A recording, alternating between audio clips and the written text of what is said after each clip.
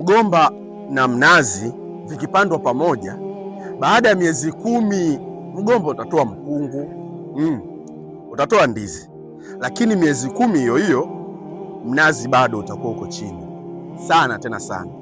Ndani ya miezi 10 mgomba ulipata mafanikio, ukafurahia mafanikio yake, lakini miezi 10 ni midogo sana kwa mnazi.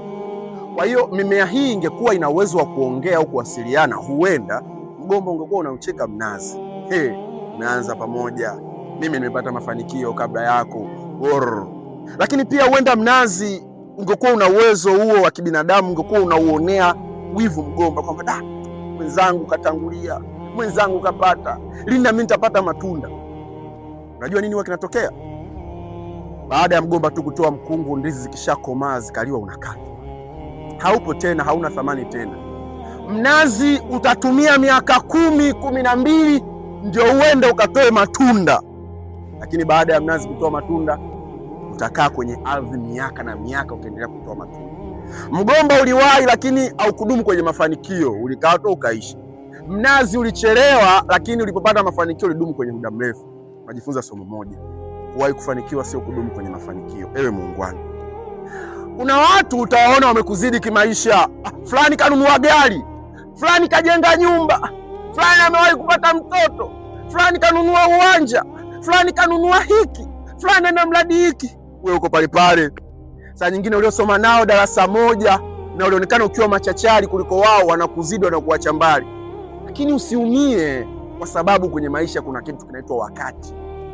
Juhudi endelea kuzitoa ukisubiria muda wako mwafaka. Kwenye miaka 10 ambayo mnazi hautoi chochote, bado mnazi unaendelea kutoa juhudi, ukipambana na ukame, ukiendelea kupambana na mvua na upepo na shida za hapa na pale. Hii ndio maana halisi ya mafanikio. Kuna wengine watakutangulia, sawa, lakini hakikisha wengine kukutangulia isikukatishe tamaa wewe, isikuumize wewe, usione unaumia mpaka. Kuna watu waliwahi kutangulia kuingia kwenye ndoa, lakini baada ya muda waliachwa kwa aibu.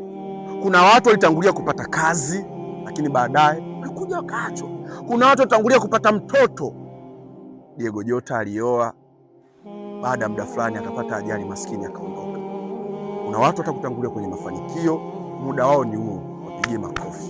Alafu kuna wewe, endelea kusubiria mafanikio yako, kwa sababu huwezi jua itakugharimu muda kiasi gani. Wengine sio kwamba huwa wanachelewa au wanakosa kabisa, hapana, ni vile tu process. Trust the process. Juhudi na muda, Mungu na imani. Mimi naitwa Amani Bimile.